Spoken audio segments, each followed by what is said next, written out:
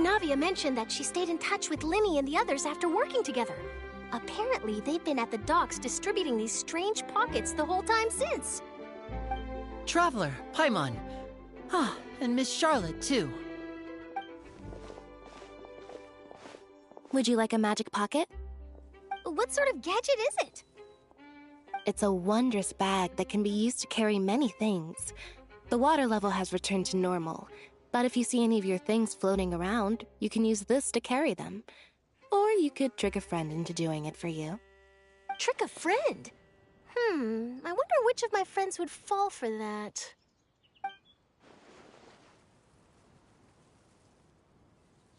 You could just make a friend like Fremine here. Isn't that right, Fremine? Is this what you meant by, I'll help you make some more friends? To be honest, that sounds pretty sweet. Could I have your contact, please? Sure. Please, write down my address. You sure are working hard to help Fremine socialize. He was the one who proposed doing this. He even wants to assist in our magic shows. Yes, I was planning to first introduce Pear as an assistant, and later Fremine himself. In the future, I think we can leave underwater escape magic to him too. That said, would anyone want to see a diver escape underwater? Oh, it'll work out. Every journey begins with the first step. He'll become a part of our show eventually. Lynette, could you come over? Miss Charlotte says she wants to take a picture of us. Got it. My, that Charlotte is rather perceptive. She got rid of everyone the moment she realized I had something to say to you. So, how have things been, Traveler?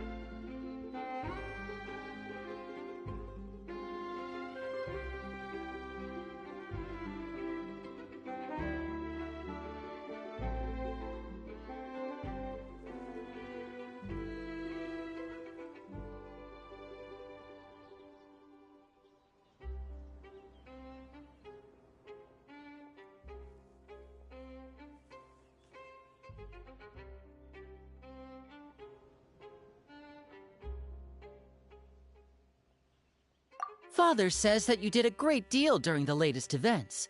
She's very grateful for your contributions to Fontaine. That's all right. We were more than happy to help. So, what's she doing now? Oh, I guess you haven't heard. Well, after Lady Farina left, Father and Monsieur Neuvillette opened negotiations, during which he gave Fontaine's gnosis to her as a diplomatic gift. A diplomatic gift? A gnosis? Yes, I was quite surprised at first myself. But when I thought it over, there were actually a number of things going for it. It could have been done as an apology for the incident with Lord Child, or as thanks for his help in tying the all-devouring narwhal down. Furthermore, Father did also lend significant aid to Fontaine and Poisson. Well, that's true, but this is a gnosis we're talking about. Doesn't this seem a bit irresponsible? I would agree, but I've also heard that it seems that Monsieur Neuvillette has had a significant change of heart regarding the matter. So there's some reason for this that only Neuvillette knows about? I suspect you'll have to ask him about that yourself. Ah, yes, speaking of which, I did see him strolling around the entrance to the Fortress of Meripede a while back. Isn't he real busy and stuff? Paimon didn't think he'd have the time for that. But back to the topic. The gnosis was given to the knave, right? What about Child? They say that he's returned to Snezhnaya to recover from his wounds. I hear that the recent disaster really did a number on his health. That's true. When you think about it, we've had loads of run-ins with the Fatui. To think we'd be allied with them this time. So shocked by such a simple switching of sides?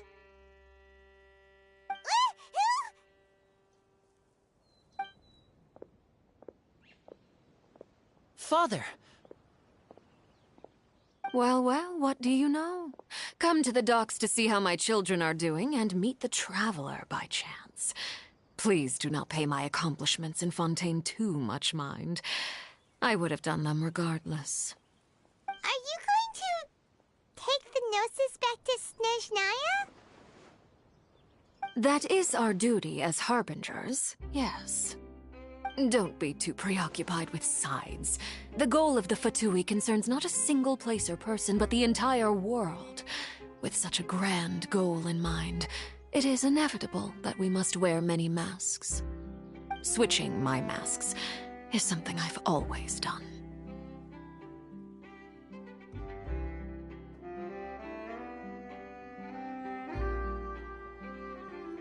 Well, that depends on many things. No one truly knows what the future holds. What good is honesty if you can't rely on it forever? As for you, I very much look forward to our next collaboration. Good things cannot be achieved alone, and you've proved yourselves to be great partners.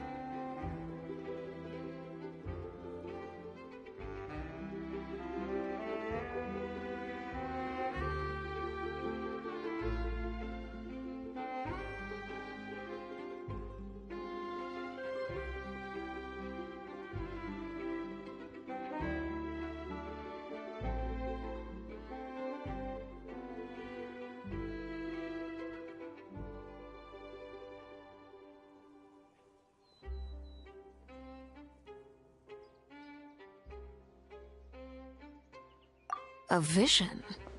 All right. I'll remember to return it. Thank you for keeping it safe for him this entire time.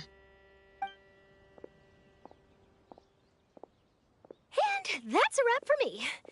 Huh? You're... Greetings, Miss Journalist. Hello. If I'm not mistaken, there are diplomatic channels I'll need to report to take a photo of you. That is correct. So forgive me, but I will not be able to serve as a subject in your article. However, feel free to write as much as you'd like about our dear magicians and our upcoming rookie talent. I will. The sea breeze is quite pleasant. I shall continue my walk while the weather remains so agreeable. Farewell. Farewell, Father. Oh, she has such an intimidating presence. I didn't even dare to take a picture. Thankfully, I've already wrapped up all my pre-scheduled interviews. Thank you all. This'll be more than enough for me to write about, I'm sure. Don't be too nervous. Why don't you take a magic pocket before you go? Here, Traveler, Paimon, you take one too. To move things about? That's right. Funny. I was giving out magic pockets when we first met too. And what do you know? I'm doing the exact same thing right now. So many things have happened, but the pockets are still the pockets. I guess this must be life. We will all follow our own paths, and serendipity will lead you to your fated friends. All right then. We'll be handing out pockets in some other districts later, so we'll get going now. Have a good day, you two.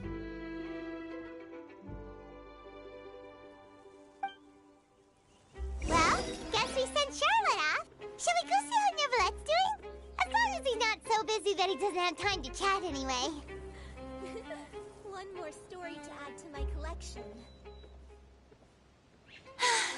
Being too popular can be such a hassle. Who knew the people would adore me so much? I can't wait.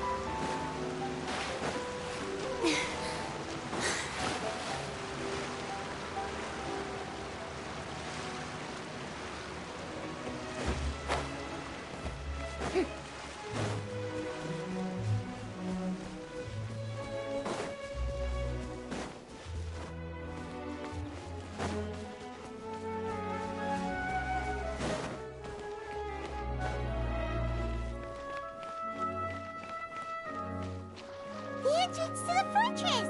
Ooh, he really is there!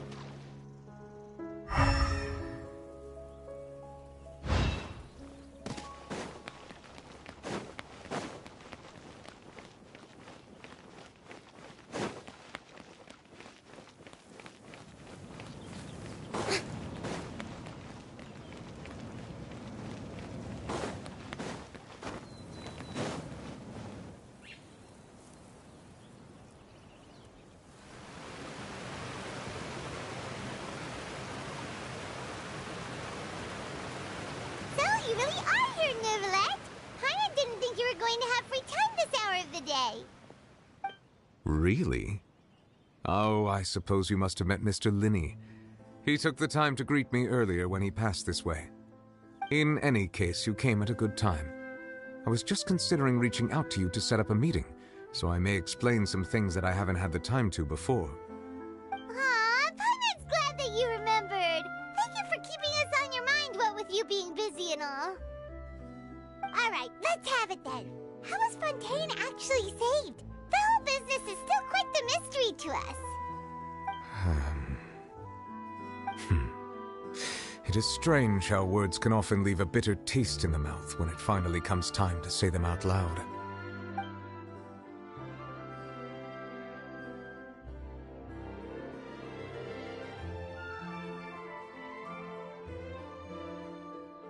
Whoa. So that's what happened?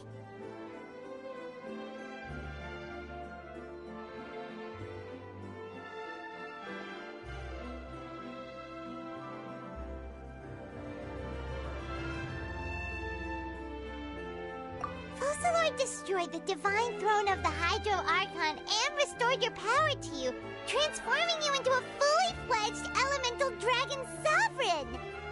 But Paimon still doesn't quite get what you did to save the Fontainians from dissolving.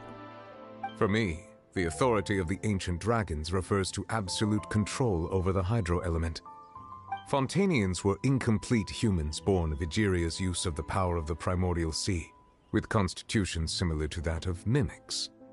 But so long as those primordial energies remain within them, I could use the ancient dragon's authority to grant them true blood, after the fashion in which life was first brought into being on this planet.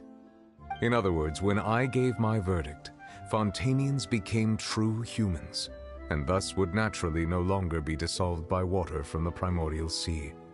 Focalor must have counted on you to make that decision as well. Your verdict was the key to making the prophecy appear to have come true while saving everyone.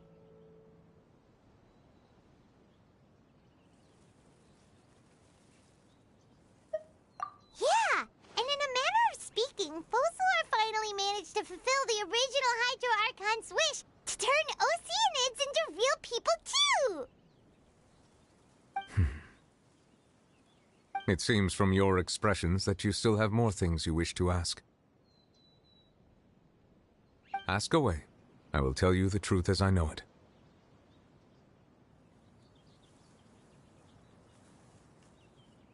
I have investigated his case along many avenues, and I have learned that he once fell into an unknown chasm when he was young. There, by chance, he awakened the all-devouring narwhal. But whether it be by sentiment or reason, that should not have been enough to consider him the root cause of the disaster. At most, he would have had tangential liability. As for the judgment passed by the Oratrice during the trial, whether it was due to that liability by association, or Focalor deliberately using him to buy time for us on the assumption that he would be able to hold the creature off, I cannot say. Guess Focalor had Fontainians in mind the whole time. In the end, it was thanks to her that they finally became real humans. Hang on a second. Paimon suddenly got another question. Back when Fontainians hadn't yet become real humans, were the children they had also transformed Oceanids? Life has always flowed like water. Do you recall how Fontainians would often come to the Fountain of Lucine to pray for children? Yeah, Lynette said the fountain is where all the waters in Fontaine converge. In truth, even those couples did not know that such prayers were no mere custom, but instead a form of ritual. Those Oceanids who were blessed within the spring water would later descend as new humans in the coming months. Paimon sorta gets it now. Either way, seems like this ritual won't be of any further use, but it'll probably live on as a local custom. Ask away. I will tell you the truth as I know it.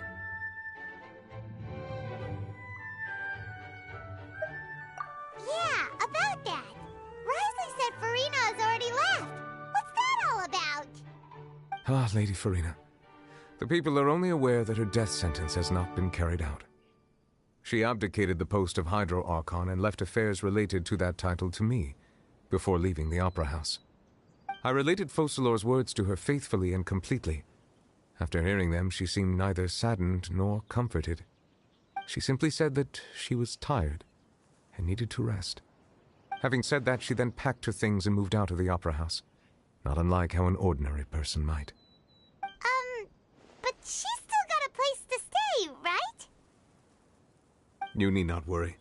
I will make arrangements to ensure that she will not want for food, clothing, board, or travel. In truth, I am somewhat happy for her. The wear and tear on her spirit will, of course, take time to heal.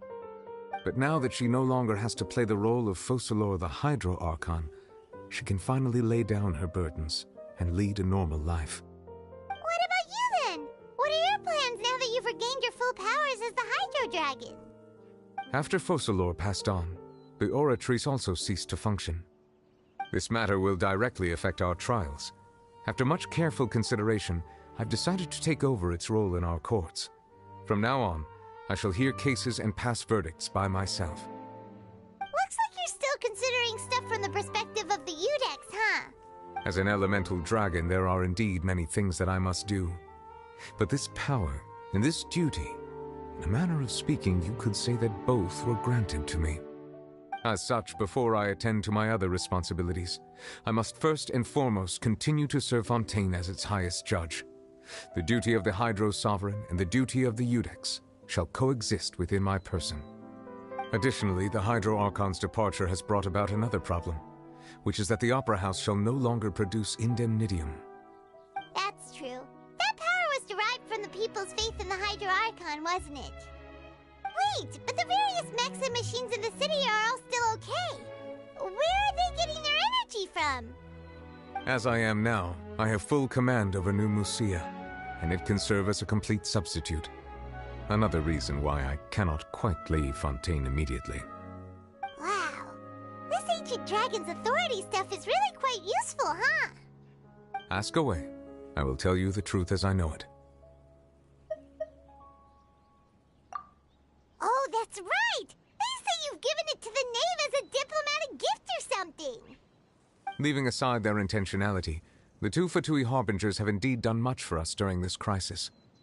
Their sole remaining goal in Fontaine, at least at this point, would seem to be the Gnosis. The Oratrice has ceased to function. The Hydro Archon's divine throne is now no more, and I do not need the Gnosis's power. As such, it has lost all meaning for Fontaine.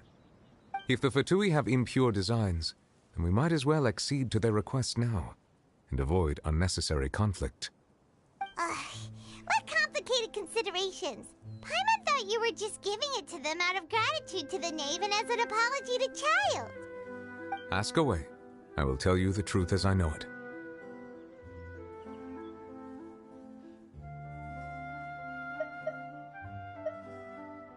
You will soon be heading to Natlan, I presume? I'm afraid that I have little talent as a travel guide, so all I can do is tell you what I know about that land. As far as I'm aware, Natlan can be said to be a nation of dragons. A nation of dragons? You mean like you? No, I suspect that I would not find myself welcome there. Unlike ancient dragons such as myself, the dragons of Natlan have undergone long years of development and evolution. Large numbers of them have entered a form of coexistence with humanity. Natlan is also the nation of war. War ravages those lands like an undying flame. There is one other piece of information I got incidentally from my negotiations with the Knave that I believe may be useful to you. The Harbinger known as the Captain has thrown his hat into the endless ring of war. The captain. Sounds like a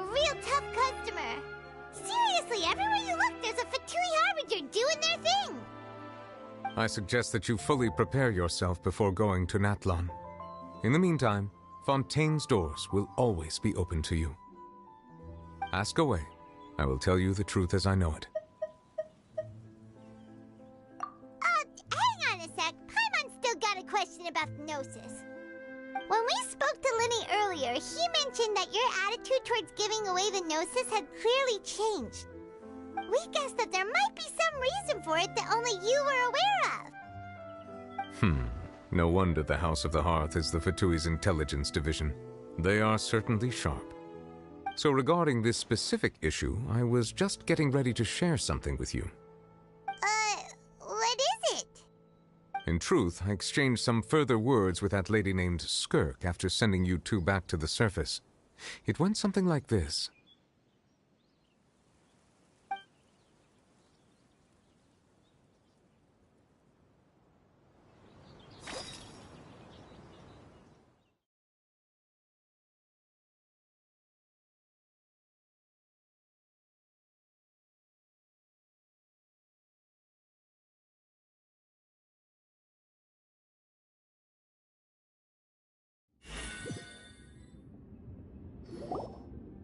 Well, we're going to head topside to see what's going on. You hurry over soon as well, all right, Nervalet? What next? The all-devouring narwhal isn't here, so I'm no longer getting any interference. I can finally catch the scent of your power, what it's made of. It is the authority of the planet's primordial dragons, but with something very similar to a god's curse mixed in. It's quite a novel blend. I'm sure I've encountered something like this before. What was it again? I do not know what you speak of. Ah, of course. How could I forget? You should have the remains of the third descender on your person, yes? Remains? I've never heard of any such thing. Huh. According to your parlance, I believe it may be called a gnosis. Well, that much is true. After Focalor's divinity faded, she handed her gnosis to me. But I fear I have never heard of it described in the manner that you just did. I've been training with my master, the Foul, ever since I was young, and I have never returned to the surface since. So most of the information I possess, I got from him.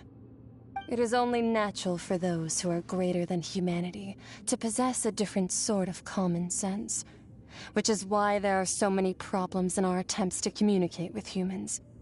Regardless, you should probably get rid of objects of misfortune to prevent any disasters from befalling you. To live in itself is a blessing, but once a person dies, the bonds he once had with this world shall all turn to curses. What do you mean by that? No need to fret. These are just my personal thoughts, and my reason for no longer wishing to return to the surface. This third descender you refer to, who are they? And when did they die? Master never mentioned them to me. Perhaps it just wasn't that important for me to know. If you're interested, though, I could ask him. I'll be sure to pass the answer on to you next time. Next time? You believe we will meet again? I do. Wait. I have a disciple of my own, don't I? He can be the messenger then.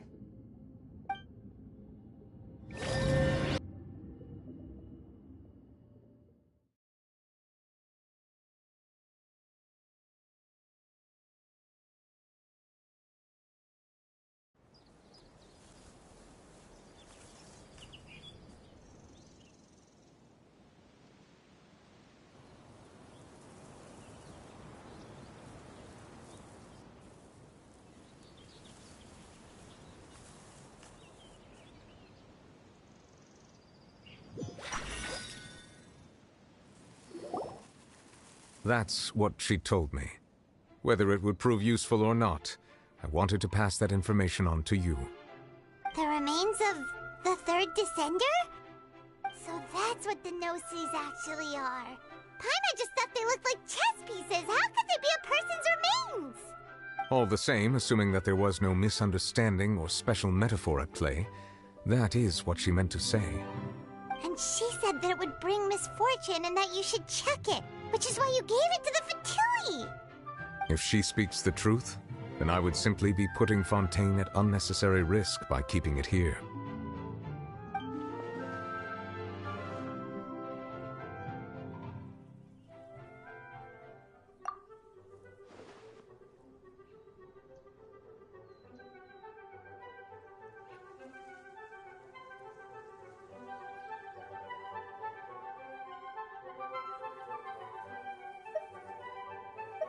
I had guessed that you might already be familiar with this concept, but I did not expect you to be one of them. That means that the Gnosis, which are exceedingly element-compatible and can even enhance elemental abilities, do indeed come from the third Descender. I wonder, does your body also possess similar properties? Like being able to use elemental powers without a vision! That does sort of count as special compatibility, right? No, let's not think about this stuff right now. It just feels creepy, comparing the Traveler to the dead third Descender and all. That's what you say, but this topic still feels like bad luck! Once Child recovers, let's get some more answers out of him. Or go look for his master and get the answers that way! I too believe it unwise to make too many blind guesses when information is lacking. The same is true of being at court. All right. Whatever the case, it seems like the crisis here in Fontaine's over for now. Yes. All of Focalor's efforts were for this moment as well. But she sacrificed herself in the end as a god, and she suffered through all those years as a human. Was that really what she wanted? I suppose that would be the mystery of a god's will. I suspect not. But once in a while, I too would guess that if wishes were like the clouds in the sky, they will one day return to the earth as raindrops. Life flows like water, and rain is the final answer. The water levels may sometimes tilt one way or another, but the rain falls fairly upon all. And what, ultimately, is the difference between the rains that fall upon all of us?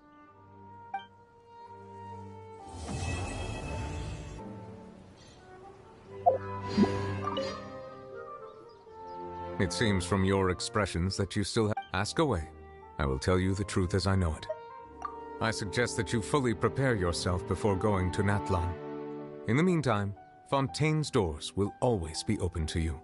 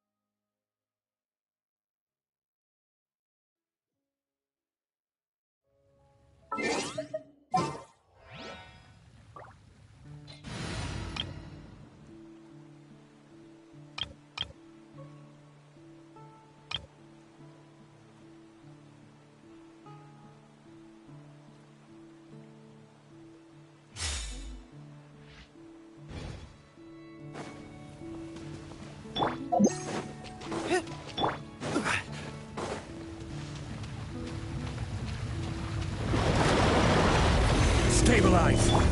Let's roll! Coming to be! Charge! Bam!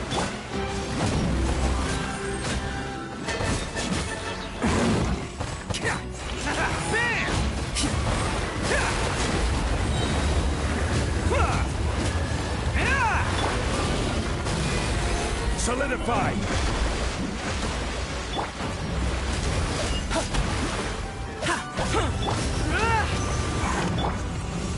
Can't catch me. Attaboy! Live! Moments of birth. What's the advantage? Bam! Stabilize. I will have order. Oh, coming through.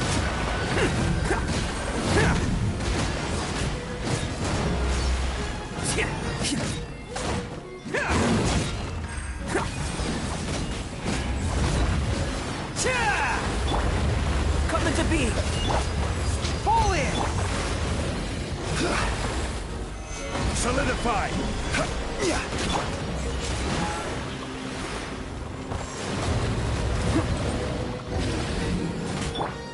Advance.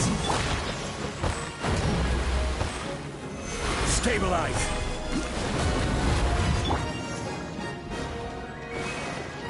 Let's roar. Burst forth. Charge!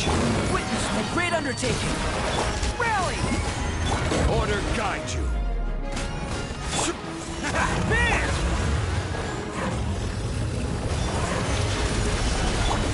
Fall in!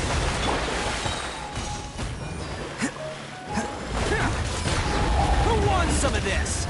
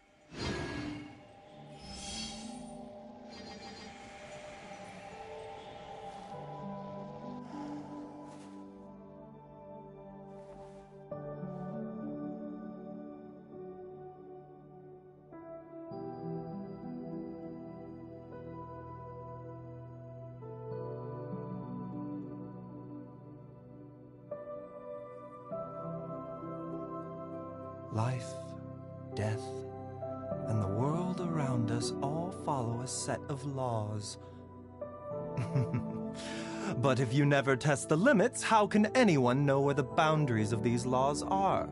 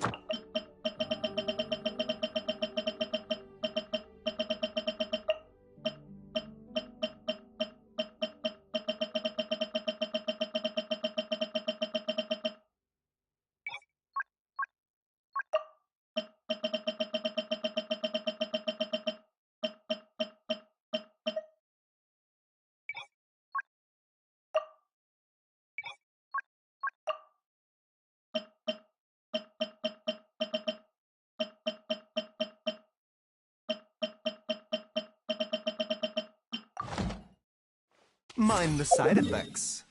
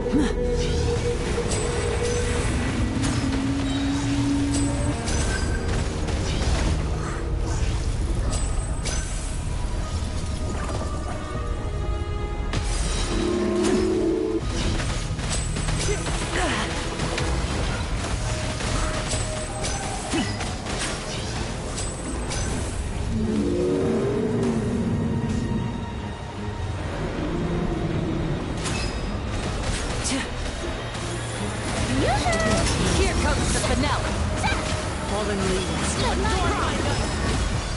Now disappear!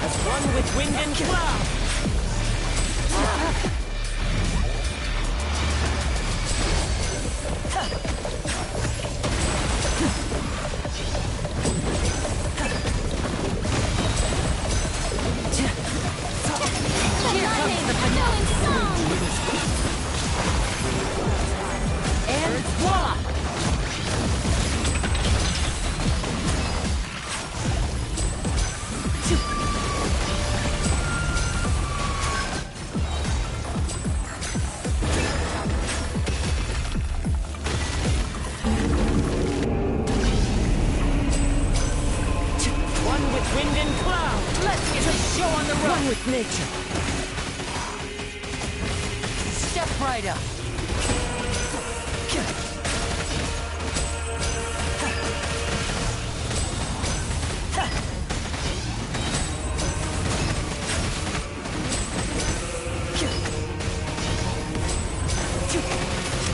A round of applause.